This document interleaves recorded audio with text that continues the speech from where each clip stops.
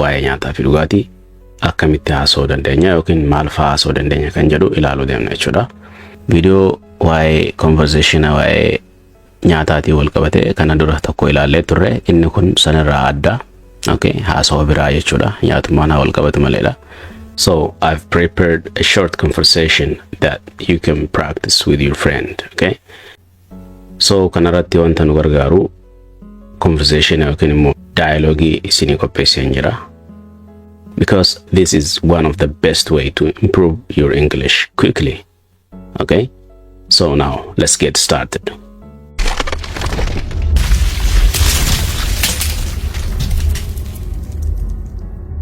As usual, akkuma yeroo hundaatitti jechuudha, this conversation is going to happen between me and someone else. Okay, haasawni kuni anaa fi nama biraa tokko jidduutti ta'a jechuudha. So asirrattis ani kaniin bakka bu'uun eedha jechuudha. Okay, so we're going to have letter A and letter B. So I'm representing myself as letter A. Okay, akka qubee eetitti bakka F buuse jechuudha. So I just want to let you know about that. Okay, isin beeksisumaaf jecha jechuudha waa'ee kanaati. So haa eegallu. What do you like to eat? What do you like to eat? I like rice and chicken. Do you like fruits? Yes, I like apples and bananas. What do you drink in the morning? I drink milk or tea. Do you eat breakfast every day? Yes, I always eat breakfast. What do you eat for lunch? I eat bread and vegetables. Do you like coffee? Yes, I like coffee very much. Do you drink water every day? Yes, I drink a lot of water. So haasawni keenya kana ture. Amma haasofni kana irra deebinee takka takkaan haa ilaallu, so that you can understand everything. Wanni hunda akka isiniif galu jechuudha. Okay, what do you like to eat in jedhen? What do you like to eat akkasi gaafatama. Maal nyaachuu jaalattaan jedhen. Sanboota maal naa deebise? I like rice and chicken jedhe. I like rice and chicken. Okay, ani ruuzaa fi lukkuun jaaladhaa jedhe. So asirratti isin maal gootu? Wanni isin nyaattan, okay, waan biraa yoo ta'e iddoo rice jettu nyaata biraa bakka buusuudha jechuudha. Okay,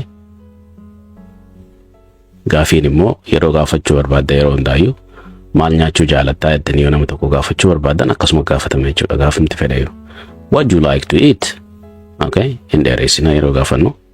So gaafii lammaffaarratti an gaafadhe, do you like fruits? Kana jechuun firiilee wantoota akka burtukaanaa, tuffaaha, wantoota akkas akkasii kana ni jaalattaa jedheetiin gaafadhe jechuudha. Okay, muduraa ni jaalattaa jedhama miti afaan Oromootiin. Okay, sanbooda yes jedhe jechuudha. Koomaa jira. Yes, I like apples and bananas. Appilii fi maalin jaaladha jedhe dura eeyyee erga jedhe booda tuffaaha fi muuziin jaaladha jedhe. Okay, asirrattis isin kan mataa keessanii yeroo uummata barbaadan asirratti orange fiduu dandeessanii bakka muuzaa immoo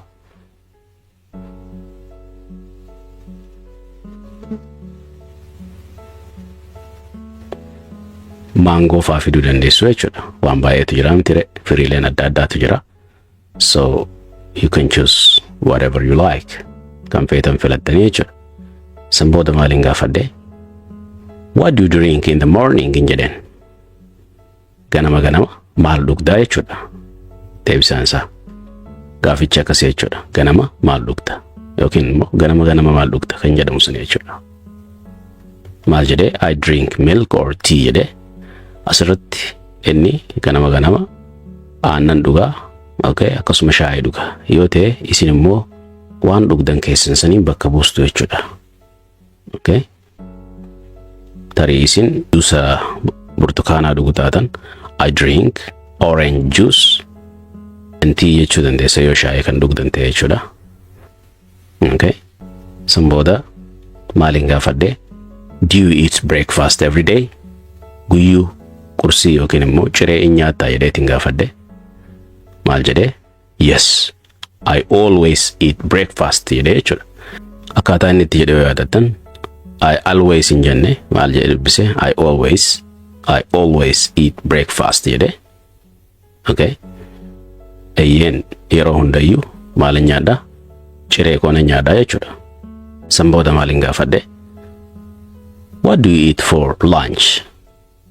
What do you eat for lunch jedheen gaafadhe. Laaqanaaf yookiin immoo laaqanaaf maal nyaattaa jedheen gaafadhe. Maal laa deebise? I eat maal jedhee? I eat bread jedhe. Daabboo fi vegetables. Daabboo fi muduraa nyaadhaa jedhe. Isinis asirratti waan jijjiiruu barbaadan keessaa jijjiiruu qofa jechuudha. Bakka bread jedhee injeraa jechuu dandeessanii. Asirratti immoo shiroo jechuu dandeessanii jechuudha. Nama shiroo nyaatu yoo taatan jechuudha. San booda gaafiin an gaafadhe do you like coffee? Do you like coffee jedheeni buna hin feetaa yookiin hin jaallattaa jechuudha. San booda yes jedhee I like coffee very much. Asirratti gaafiin keessan yeroo nama kana gaafattan do you like tea jettanii gaafachuu dandeessan. Waan biraas akkasumatti bakka kana galchuudhaan gaafattanii jechuudha. Do you like waan akkanaa ni feetaa jettanii gaafattanii jechuudha. So kan deebisu yoo ka fedhu ta'e yes I like coffee yoo kan feene ta'e maal godhaa? No I don't like coffee siin jechuu danda'a jechuudha. Asirratti nama baay'ee jaallatu waan ta'eef yes I like coffee very much jedhe. Okay. Eeyyeen buna baay'een jaalladhaa yookiin hedduun jaalladhaa jedhe. San booda maal gaafadhe? Do you drink water every day? Do you drink water every day? Bishaan guyyuu hin dhugdaa jedheen gaafadhe. Maal deebise? Yes I drink a lot of water. Bishaan baay'een dhugaa jedhe. Okay. Nama bishaan baay'een dhugne yoo ta'e yes I drink but not that much jechuu danda'a jechuudha. Nan dhuga garuu baay'ees miti jechuu barbaade jechuudha. Okay. Akkas fakkaata waa'ee ibsa isaa kan waliin ilaalle kanaan wal qabatee haasawaa naa fi namni kun wajji goone al tokko irra deebinee haa dhaggeeffannu.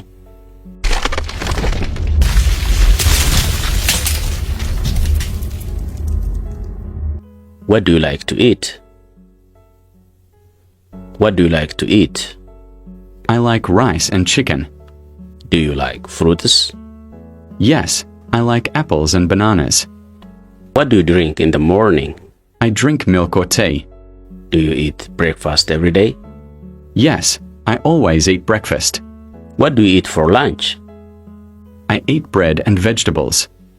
Do you like coffee? Yes, I like coffee very much. Do you drink water every day? Yes, I drink a lot of water. So haasawichis isa kana fakkaata. Isin immoo haasawa mataa keessanii kanarra dhaabbachuudhaan uummattu jechuudha. Ergasii yoo nama hojii shaakaltan qabaatan namni tokko A ta'e namni kaan immoo B ta'e hojii shaakaltu jechuudha. Yoo namni hin jiraanne immoo isinumaatu al tokko A ta'e al tokko B ta'e ifuma keessanii hojii shaakaltu jechuudha. Sagalee keessan ol fuutanii bakka jirtanitti jechuudha yeroo kophaa teessan. Okay. San booda yeroo gabaabaa keessatti jijjiirama akka fiddan shakkiin qabu jechuudha.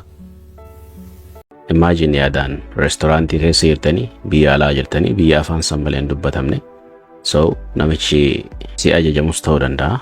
Maal nyaachuu barbaadda jedhee si gaafate ta'a. Okay. Nama hojii deemtan qofa osoo hin taane namni siif ajajamus yookiin immoo waitariin jechuudha. Siif ajajamaa miti si gaafata. Gaafatamte ati kana nyaachuu barbaadda isa kana osoo hin caccabsine osoo nama biyya biraarraa dhufee fi nama afaan kana amma bare ittiin fakkaanne akkamiin ajajattaa. Okay. Are you ready for that? Okay. Qophooftanii akkana jettaniin. I'd like to eat pasta. I love pasta with tomato sauce. Jedhame. San booda maal jedhee namichi natti haasa'u. That sounds delicious. Jecha kana kam jettu? Delicious. That sounds delicious. Waan mi'aawa fakkaata. Mi'aawa jechuun nyaataa fi wantoota nyaadhamu kan akka nyaataa suugoo nyaata adda addaa kana maal jennaani ni mi'aawa jechuudhaaf sweetin jettuuni waan sukaraatiif suni delicious jedhama jechuudha. Delicious jennaan jechuudha. So waan hedduu mi'aawaa fakkaata. That sounds delicious. Mi'aawaa fakkaata jechuudha. Okay. San booda what do you want to drink jedhe kana wantuun waan taate jennee mire what do you wanna drink. Okay. What do you want to drink jechuus nama dandeessa beekaa asirratti hin danda'amu jenne. Okay. So what do you want to drink? Waan dhugduu maal barbaaddaa jedhee na gaafate jechuudha. San booda waan hin dhuguun himaaf amma. Akkamiin jedheeni? I will have some orange juice. Orange juice. Orange juice. Kamtu sirriidha? Jechuudha orange juice. Okay? Sagaleen jaamtuun bakka lama jirti. So yeroo inni akkasii dhuftu yeroo hunda tokko qofaa keessaa dubbatama akka Ingiliffatti jechuudha. So I will have tajettu asirratti akka asubbaa gartan kana williitu as ture willirraa illee lameen fudhannee hambifannee kan kutee jira jechuudha. Gabaabsuuf jechuudha kun. Haasawa normaala yeroo haasawan akkasii haasawan. So maal jedhama? I'll have maal jenne? I'll have some orange juice. I'll have some orange juice. Hanga asii hafuura tokko hin jenna. I'll have some orange juice. Al tokko jedhame? Jettanii? Akkana jettanii? I'll have some orange juice. Good. San booda namicha waan dhugu si gaafate ati hoo maal dhugdettee deebistee gaafattaa mire haasawni akkasitti haasawni deemaa waan jiruuf hin dhaabbanne. So ati hoo jettee gaafattaa. And you? And you ka jedhu. And you? And you? Akkasii jettu jechuudha. Malee and you hin jettu jechuudha. Okay? So let's try one more time. Al tokko haa yaallu waliin. I'll have some orange juice. I'll have some orange juice. And you? I'll have some orange juice. And you? Akkaataa kana akkasii jettu jechuudha. So hiikni isaa ani juusii orange yookiin immoo juusii burtukaanaatiin barbaada. Okay? Ani juusii burtukaanaatiin dhugaa ati hooyi jechuu jirte jechuudha. Asirratti haaviin tuni dhuguudha jechuudha. Haaviin dhugus taati, nyaachus taati. Okay? Waa'ee qabeenya yeroo haasofnus ni fayyaddi jechuudha. Kontekstii yookiin immoo haala haasawaa keenyaatu murteessaadha jechuudha hiikaa isaatiif. Dirqama hiikaa tokko qofa qabaachuu hin qabdu jechuudha. Alright. San booda maal waan hin gaafadhe ati maal dhugdaa jedhee waan hin gaafadheef inni waan deebisoo ilaalla. Akkas jedhee I'll take a bottle of water jedhee I will take a bottle of water. Kan jettu kana maal goone?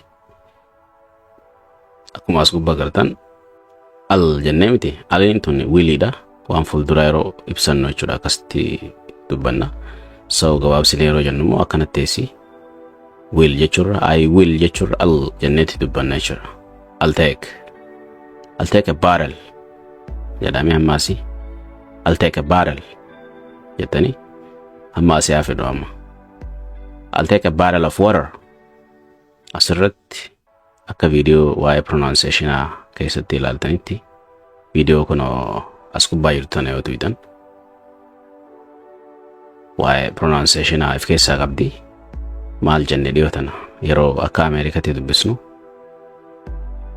jecha bottle jettu tanaa fi water jettu tana diitti deebisanii flaptii jedhamti jenne sababa iin asiin jirtuu fi asiin oon jirtuuf. Okay? Elleen tun poweriin qabdu. So yeroo vaawolii lama jidduu konsonantiin takka dhufte jechuudha. Asiin vaawolii dubbachiistu jechuudha. Jidduu tana konsonantiin dubbifamaan tiintu yoo dhufte maal jenne diitti jijjiiramti.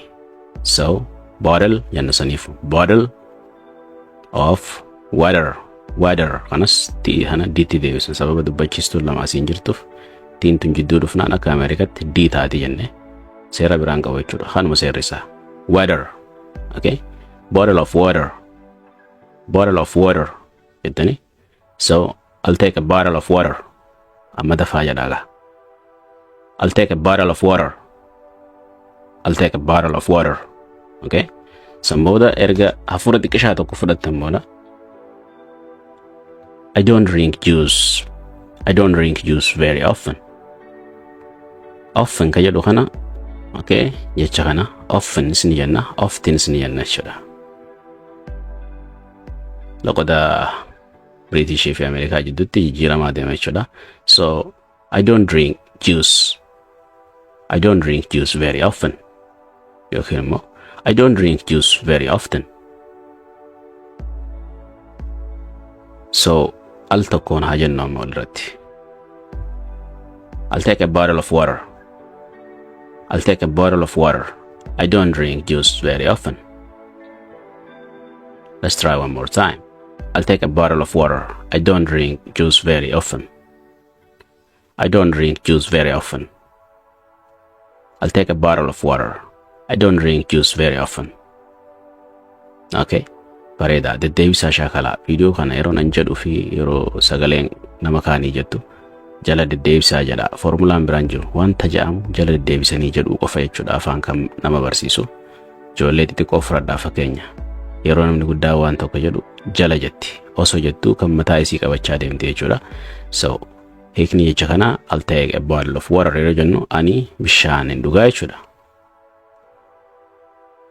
Yookiin bishaan hin fudhadhaadha asirratti. I'll take a bottle of water. Ani bishaan hin fudhadhaa. Okay, yookiin bishaan dhuguu deemte jechuudha. Waan biraan barbaaddu waan dhuyidu. So sambooda maal jedhe I don't drink juice very often. Ani asiira yookiin immoo akka arabatti asiira jedhanii miti. Juusiin immoo juusii jechuudha. Juusii jennaan miti afaan keenyatti. Maal jennaan wanta firii adda addaa daakanii jalaa dhugan kana maal jettuun afaan Oromootiin mee. Juusii jennaan miti. Yookiin immoo isin koomentii jala naa kaa'uudhaan na beeksisaa wajjii barannaa jechuudha. So maal jedhe juusii baay'ee hin dhuguu jedhe. Okay. Yeroo baay'ee juusii hin dhuguu jechuudha. Often jechuu yeroo baay'eedha.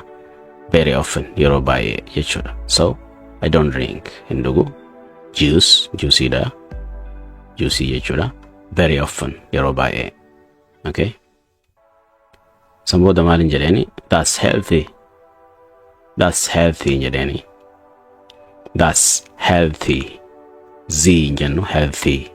Suni fayya qabeessa jechuudha. Let's go eat. Deemnee haa nyaannu jechuudha. Let's go eat. Deemnee haa nyaannu. So akkuma agartan suni fayya qabeessa. Okay. Nyaata fi dhugaatii fayya qabeessa jechuun jirra waan namichi yaadanu kan irra dhaabbachuudhaan. That's healthy. Suni fayya qabeessa waan namni dhuguu qabudha. Bishaanii miti kan inni jedhe. Bishaan namni dhugu fayyaadha jechuudha. That's healthy jenneeni. So suni wanta fayyaati jechuudha. Waan ta'uu qabu jechuun jirra gargaaru jirra jechuudha yaada isaa. Let's go eat.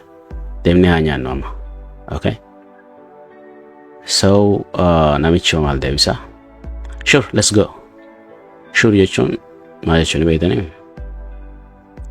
Asirratti jechi sure jettu hiikni isaa itti amantaa jechuudha yeroo biraa. Asirratti immoo maal ta'uu isaati? Waan san gajjabeessu isaati jechuudha. Hayyee akka nama jedhuuti jechuudha. Sure, let's go. Dhugaa keetii haa deemnu jechuudha. Si galee jechaan anjeessan fudhatee jira jechuudha. Deemnee haa nyaannu san inilleen sirriidhee haa deemnu gaa. Ni jiraame akkasii jira. Sure, let's go. Akkas jennaa jechuudha. So bifa kanaan haasawaa wal afaan deebistanii nama tokko hojii shaakaltu. Nama yoo dhabdan immoo matuma keessanii hojii shaakaltu jechuudha. So haasawaa kana yeroo dhumaatiif haa dhaggeeffannu al tokko.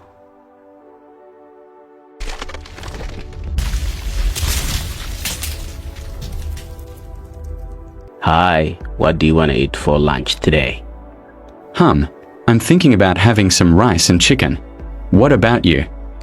I'd like to eat pasta. I love pasta with tomato sauce. That sounds delicious. What do you want to drink? I'll have some orange juice. And you? I'll take a bottle of water. I don't drink juice very often.